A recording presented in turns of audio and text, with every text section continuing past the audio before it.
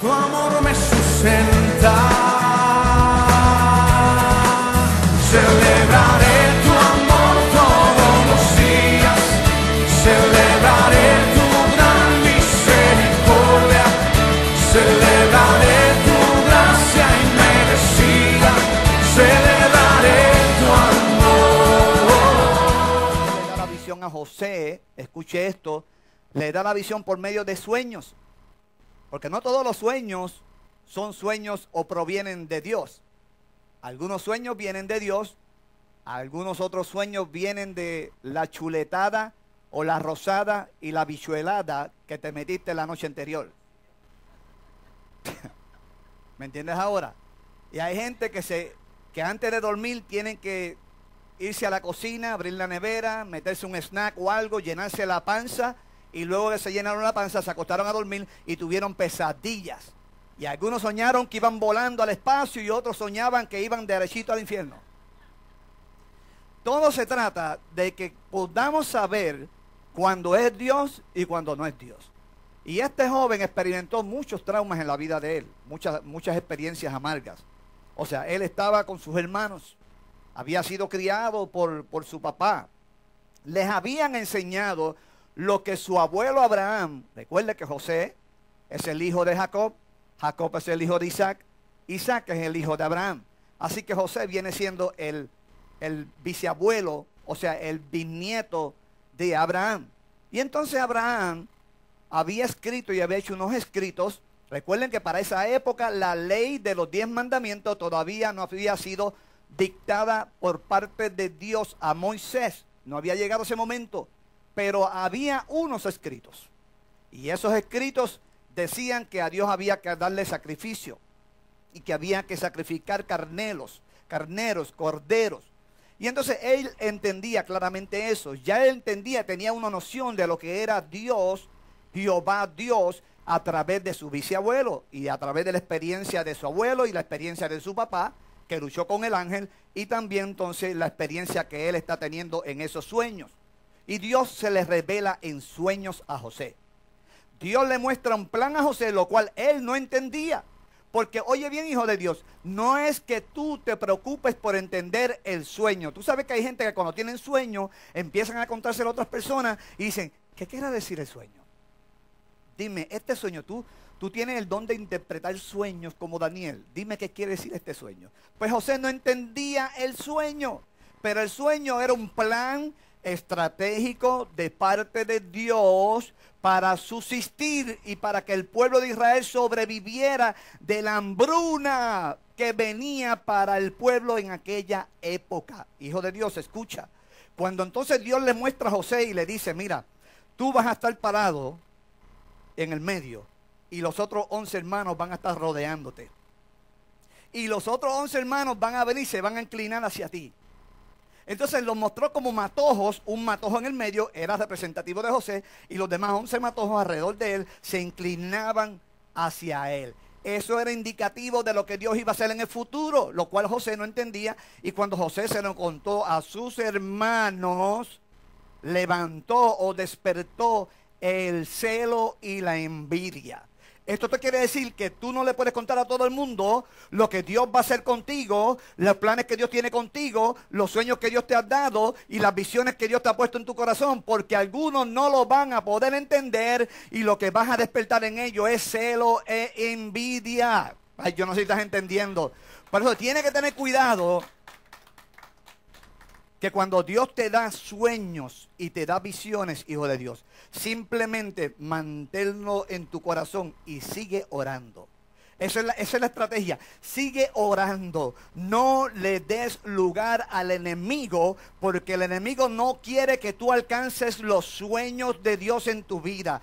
El enemigo nunca querrá y nunca va a querer que tú alcances tu meta, tu sueño, lo que tú quieras hacer en Dios, lo que tú quieras realizar aquí en la tierra. El enemigo nunca va a querer que tú lo alcances. Por eso es que cuando comenzamos a contarlo a todo el mundo, viene el enemigo, oye bien, y se aprovecha aprovecha porque está escuchando y comienza a meter influencia y a levantar, oye bien, celos y envidia. Y cuando tú vienes a ver, oye bien, los sueños que Dios te dio, muchas veces lo abortamos. Ay, yo no sé si estás entendiendo. Pero dile a que está a tu lado, no abortes el sueño de Dios. Ahora, este muchacho, cuando cuenta el sueño y se lo dice a ellos, él simplemente tenía 17 añitos de edad, Jory. 17 añitos de edad. Era un joven, lo cual no es el que está llamando ahora a ese celular, pero sí era un jovencito, adolescente, que simplemente, oye bien, estaba allí junto con sus hermanos para compartir con sus hermanos, para trabajar con sus hermanos, para alimentar a sus hermanos, porque su papá le decía, vete a donde tus hermanos y llévale alimentos porque ellos están trabajando duro la tierra. Ahora, aquí había un problema. Jacob tenía favoritismo y el favoritismo es bien peligroso. Jacob tenía favoritismo con José. Oye bien, con los demás no. Entonces Jacob le hizo una túnica hermosa y bella a José. Le preparaba tremendas vestimentas. El hombre vestía de Clubman, los demás tal vez vestían de Kmart. Y entonces por eso es que había mucho problema y conflicto. Porque no podía entender el favoritismo que tenía papá con José. Y es que no entendían que había un propósito de parte de Dios y había un destino profético para José. He venido a decirte en este día de hoy que hay gente aquí que tienen destino profético y hay una meta que la vas a alcanzar, pero el enemigo se está metiendo en el medio para que tú no la alcances y para que abortes el sueño. Sus hermanos no entendieron los sueños y le tuvieron envidia porque creía que él quería ser el líder de ellos. O sea, como este muchachito, 17 años, tú lo que eres es un adolescente, tú me vienes a mí a dar clase y me vienes a hablar. Pero déjame decirte algo, hijo de Dios. Dios escoge a quien Él quiera escoger para avergonzar aún a los sabios y a los sabeondos y teolocos de esta época. Y José se encontraba en medio de una encrucijada. ¿Qué hago? Ahora les cuento el segundo sueño, porque ya si en el primer sueño los tumbé y los dejé locos sin idea, y están locos por comerme y locos por matarme, ahora viene un segundo sueño, y habla de unas estrellas. Y en las estrellas se encontraba, no los 11 hermanos, se encontraba 13 estrellas, y el del medio era él. O sea, en total eran 15 estrellas. ¿Y de qué está hablando? Los 11 hermanos más papá y mamá. Son 13. Y él era el número 14 en el medio de ese círculo de estrellas. Se lo cuenta a su papá delante de sus hermanos el segundo sueño. Y cuando se lo cuenta delante de sus hermanos, su papá como que de momento le entró un poquito de ira, como que se quería despertar el viejo hombre, se quería despertar la envidia y el celo, y dijo, oye, pero ¿qué es lo que está pasando aquí? También hasta tus padres, todos nosotros tenemos que inclinarnos a ti, que lo que tienes son 17 años de edad. No podemos menospreciar a los jóvenes ni a los adolescentes, porque en ellos también Dios deposita sabiduría y ellos también podrán tener la visión y podrán tener los sueños depositados en ellos de parte de Dios. Y entonces allí en medio de aquel dilema, de aquel desarrollo de pensamientos, está José. Después que le cuenta el sueño otra vez, entonces se fueron sus hermanos enojados. Su papá se quedó meditando con su esposa y dijo, yo no sé, pero yo creo que aquí hay algo de parte de Dios. Su papá pudo tener una visión o un entendimiento más claro de que aquí Dios estaba en el asunto, porque no era un sueño, eran dos sueños. Había un propósito divino de parte de Dios para el pueblo de Israel. He venido a decirte en este día de hoy, hijo de Dios, que tú tienes destino profético. Hay un propósito de parte de Dios para tu vida. Tú no naciste, oye bien, por casualidad ni por accidente. Tú viniste a la tierra porque Dios tiene un plan contigo. O dáselo más fuerte si se lo quieres dar.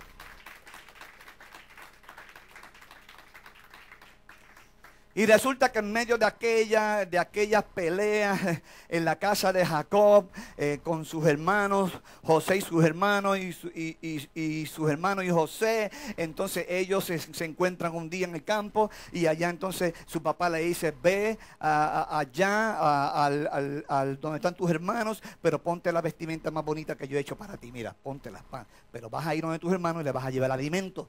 Y cuando ya se iba acercando José donde estaban sus hermanos en el campo, los hermanos a la distancia lo miraron, lo vieron que venía caminando y dijo, espérate, vamos a hacer algo.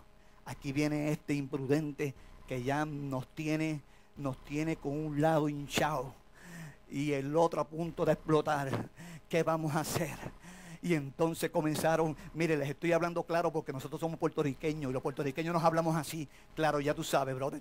Y entonces, cuando entonces estaban así y en esa encrucijada, ellos dijeron, mira, ¿sabes qué vamos a hacer? Lo que vamos a hacer es, vamos a cogerlo, vamos a matarlo. Y cuando uno de ellos dijo, vamos a matarlo, el otro dijo claramente, no. Los otros decían, no le hagamos nada al hijo de papá porque recuerda que es nuestro hermano. Y entonces, cuando están en ese dilema de qué van a hacer con José, en lo que él iba llegando, uno dijo, vamos a cogerlo y vamos a tirarlo en un hoyo, una cisterna, y vamos a coger su vestimenta, se la vamos a arrancar y la vamos a llenar de sangre para que papá crea que vino una víbora o que vino una bestia, un monstruo y se lo comió, y mira lo que quedó de él. Lo tiraron en la cisterna, hicieron lo que hicieron, lo tiraron en la cisterna, tomaron su vestidura, la vestidura de papá, la mejor que papá le había hecho a José, y José se sentía bien orgulloso con esa vestimenta, pero sus hermanos le creaban envidia, celo, enojo, coraje, odio. Oh, tengo odio porque se cree que es el más lindo de casa, se cree que, oh my God, y odio a mi papá también. Y entonces en ese momento cuando lo tiran en la cisterna, en el hoyo, le cogen la vestimenta, cogen un cabro, lo matan, le rocean la sangre sobre la vestimenta y van a la casa de papá Jacob. Cuando llegaron a la casa de papá Jacob con la vestimenta, el pobre viejo se desplomó llorando y gritando porque su hijo se lo habían matado. Le mintieron a papá. Todo esto es proceso de Dios. Todo esto es plan de Dios. Tú no puedes esquivar los procesos de Dios en tu vida, hijo de Dios. Tú no puedes separarte del proceso de Dios. Cuando Dios tiene un proceso para contigo, tú no puedes decirle, Dios, yo no quiero pasar por ese proceso. Yo quiero simplemente llegar al palacio mañana mismo. No, baby. A la meta llegarás cuando hayas pasado por el proceso y por las manos del alfarero. Entonces, cuando tú estés listo, llegarás al palacio. Los procesos de Dios para promoción son bien importantes. Porque Dios no te va a entregar $1.000.000 en tus manos. Lo cual, claro que sí, cada uno de nosotros soñaríamos con tener mucho dinero. Y tener todas las cosas que nosotros, oye bien, vienen a nuestro corazón y a nuestra mente. Pero Dios primero prepara a la gente para entonces depositar en ellos los reinos. Para depositar las ciudades. Para depositar los países. Oh my God, porque si no lo haces, si no te preparas, lo vas a desperdiciar. Y Dios tenía que preparar primero a José para después entonces, preparando a José, parecía que era la carnada más fácil. Y el enemigo se creía que iba a destruir el propósito de Dios. Y el diablo se creía que iba a destruir el destino que Dios había trazado para Israel. El diablo se cree que va a destruir el destino que Dios trazó para ti, baby. Pero no lo va a lograr. Porque si te mantienes firme como José, vas a llegar al palacio a tu bendición. Dáselo más fuerte, dáselo más fuerte. Es el Señor quien está hablando hoy. Entonces, los procesos que Dios usa para promocionarnos, en primer lugar, Dios escoge el que tiene cualidades para la posición del reino. De los 11 hermanos, el único que cualificaba era ¿quién? José. El único que cualificaba era José. Y no era porque era el niño más bonito, el nene más bonito, ojos azules, rubio, cuerpo corpulento, musculoso. No, y los demás eran feitos, gorditos, mellados, calvos, a lo mejor de otros colores. No, no era por la apariencia física, era simplemente que Dios le plació escoger a ese joven, a ese adolescente, para mostrarle lo que iba a hacer. Pero José no era cualquier cosa, porque de los 12 hermanos, el único que reunía las cualidades y los requisitos para depositar el sueño de Dios y el destino para el pueblo de Israel se llamaba José.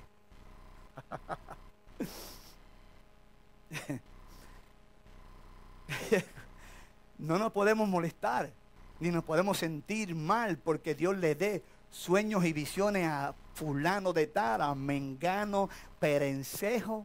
Y entonces tú dices, pero ¿por qué fulano Dios le habla, Dios le muestra, Dios le da sueños y entonces a mí no me muestra nada?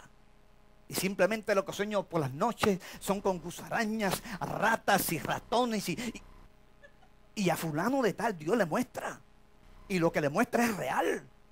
Es porque Dios no escoge a cualquiera. Dios, para mostrar un destino, oye bien, para llevarte hacia ese destino profético, primero tienes que pasar por el proceso. Los demás hermanos no sabían que iban a entrar por el proceso de la incertidumbre, de que si nos morimos en casa de papá porque no hay nada que comer, no sé qué vamos a hacer, papá Jacob. Oh, y ustedes, hermanos míos, ¿qué vamos a hacer? No hay nada que comer. ¿Y sabe lo que hizo Jacob? Jacob dijo, ¿sabe? Vayan allá a Egipto, porque allá en Egipto no hay hambruna. Allá en tierra de Egipto hay abundancia. Vayan allá y vayan a buscar alimentos. Pero no sabían, este mensaje tiene una segunda parte, termina el domingo que viene. No sabían que con quien se iban a encontrar en Egipto era con José. ¿No entendieron? Dios coge a José. Me gustó esa vueltita que di ahí. Dios coge a José. Dios cogió a José, brother. Y de la cisterna, primeramente lo escoge entre sus hermanos y deposita visión. Depositó sueños. Depositó destino.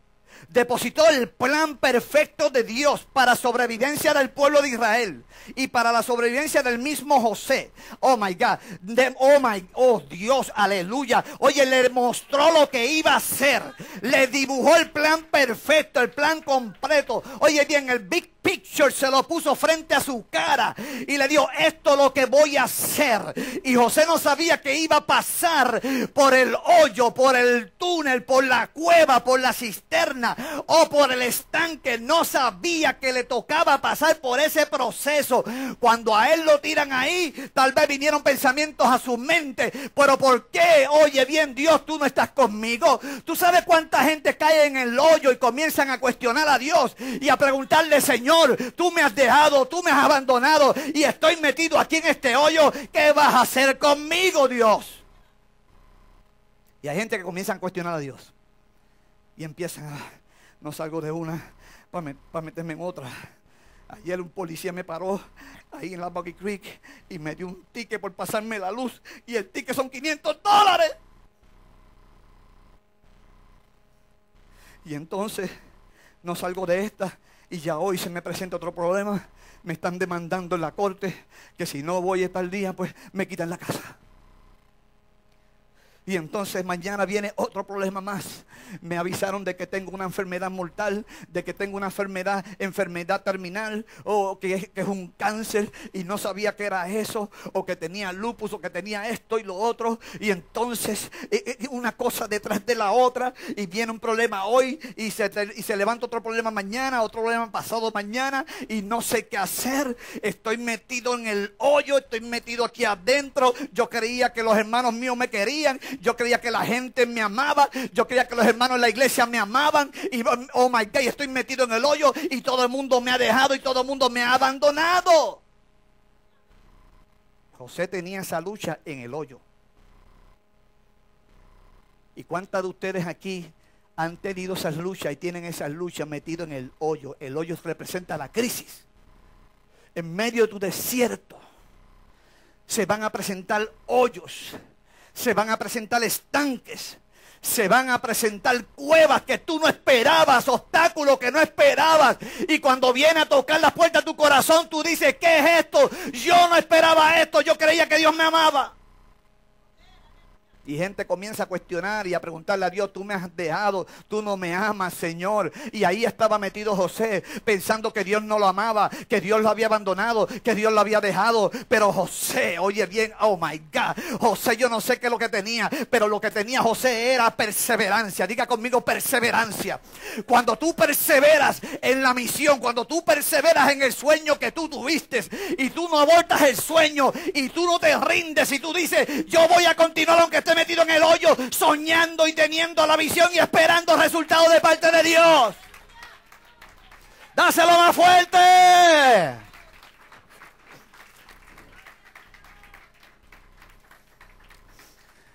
Ahí viene el que sueña, el soñador, el visionario.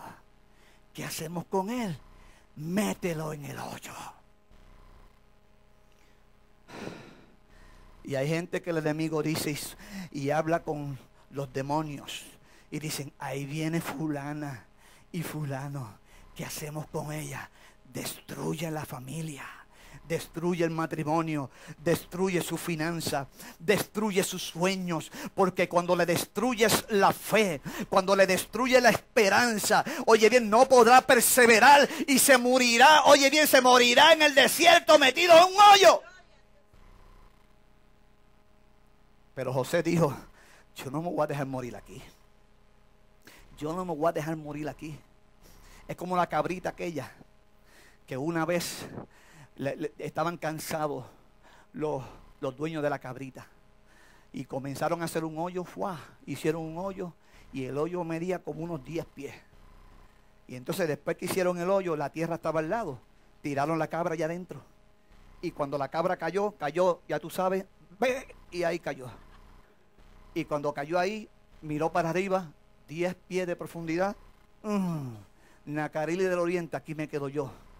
El asunto es que hay que tener mentalidad a veces de cabra.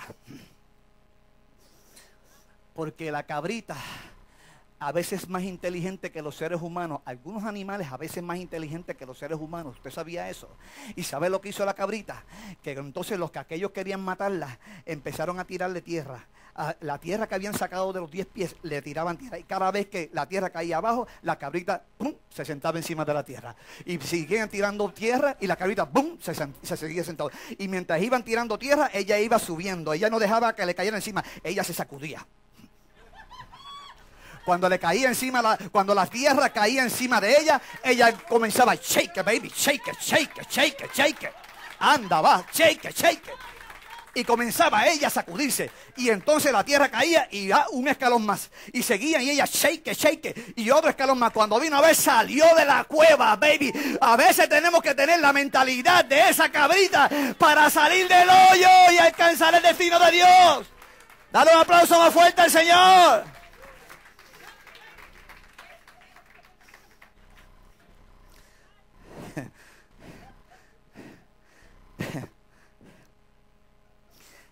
Otra cosa también, usted no puede llegar al palacio con mentalidad de mendigo. Tú no puedes llegar al palacio hablando como un mendigo. Dios le ha dado aquí a gente, brother. Mira, es que aquí, Dios le ha dado gente visiones y sueños sobre ministerios poderosos. Visiones y sueños tremendos, pero el lenguaje que usan es un lenguaje de mendigo. Entonces José tuvo que ser entrenado. Cuando a él lo sacan del hoyo de ahí y lo llevan, lo compran los ismaelitas, y los ismaelitas se lo venden ¿a quién? Al egipcio Potifar. Y Potifar lo compra, pero cuando compra a José, José tenía un lenguaje de mendigo. Porque a causa de la cueva, del hoyo, del desprecio, del menosprecio, de la maldición de parte de sus hermanos, oye bien, creó en José, un lenguaje, una forma de hablar, oye bien, de pesimismo, de autoconmiseración. Él comenzó a sentir pena por él mismo, y cuando lo compra Potifar, él llegó con las manos así atadas y llegó con la cabeza baja.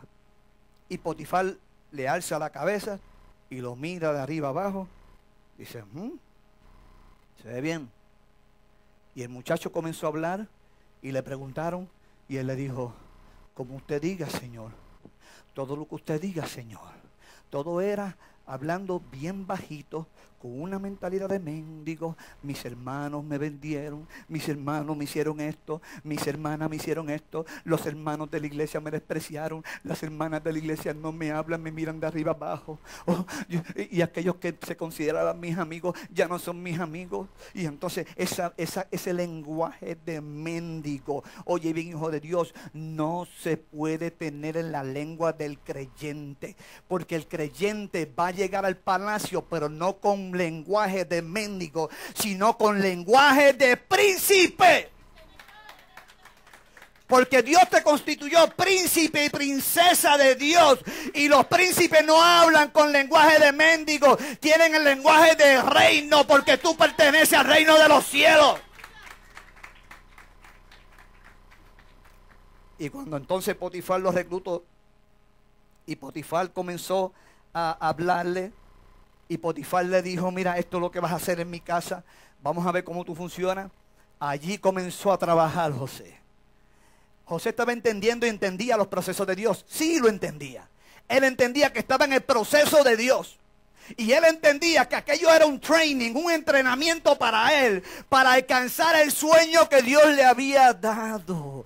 Dios le había mostrado el sueño, la meta. Dios le dijo, José, tú vas a llegar hasta aquí, vas a llegar. Y él sabía que hasta que no se cumpliera eso, él tenía que pasar por esos procesos. Oh my God, oh my God. ¿Saben una cosa? Que José sabía que aunque pasara por la cueva, por el hoyo, pasara por la casa de Potifar menospreciado, luego a la cárcel olvidado, él iba a alcanzar el palacio, porque el palacio era la meta final. No apagues tu sueño, no te mueras en la cueva, ni en la casa de Potifar, ni en la cárcel. Alcanza el palacio que es diseñado para ti. Déselo más fuerte, aleluya.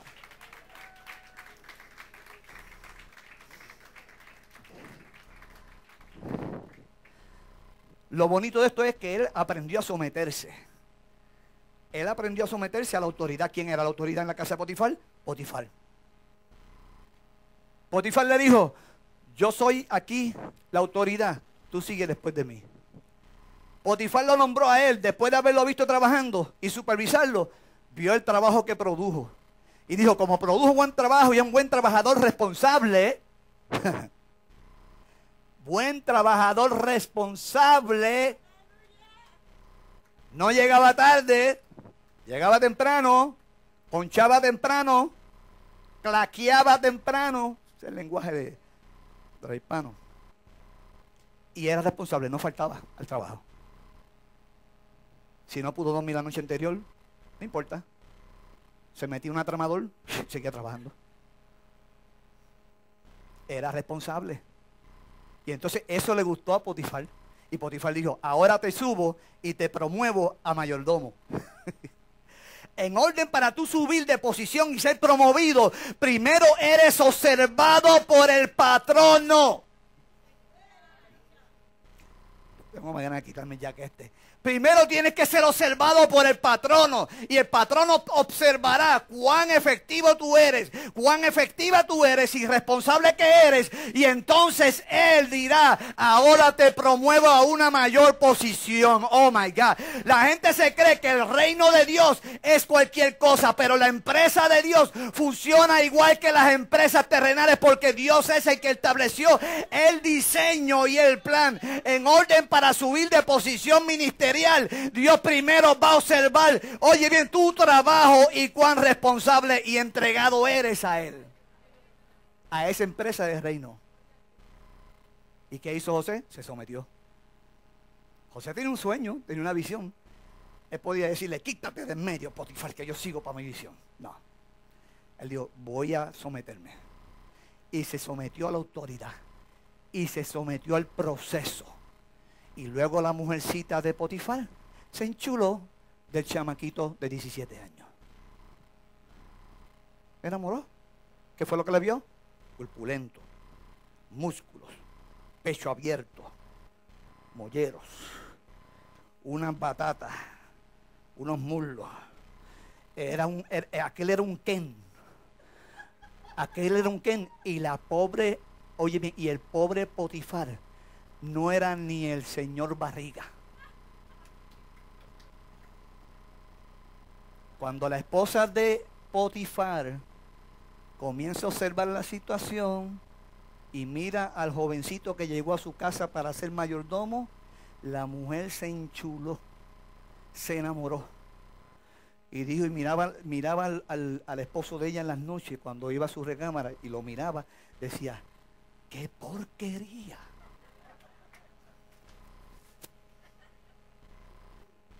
Pero cuando miraba a José, decía, ¡wow! ¡Qué hombre! Ese es el que yo quisiera tener. ¿Qué puedo hacer para deshacerme de este viejo gordo? Y cuando miraba a José decía, oh my God, este hombre. Pero cuando miraba a Potifar decía, ¡qué porquería! Mire, ríese. Esas son realidades. Esas son realidades. ¿Usted sabe una cosa? Que entonces José, trabajando allí, vino la señora, oye bien, la carnal, aquella mujer que le guiñó los ojos a él para tratar de seducirlo, lo fue a seducir y se quedó con las ropas de José y patitas, ¿para qué te quiero? José arrancó a correr hernú en pelota. Ah, no, yo estoy hablando a la gente entendida y estoy hablando de hispanos. Y ustedes son hispanos, son como yo, boricuas de pura cepa. Y saben lo que estoy hablando. El hombre arrancó a correr y patitas para que te quiero, porque sabes que la tentación tocó el corazón de él, a las puertas de su alma, y le dijo, aquí está el filete miñón, papá. Pero José dijo, no lo voy a coger. Arrancó a correr y dijo, no voy a abortar el sueño ni la visión que Dios colocó en mi corazón.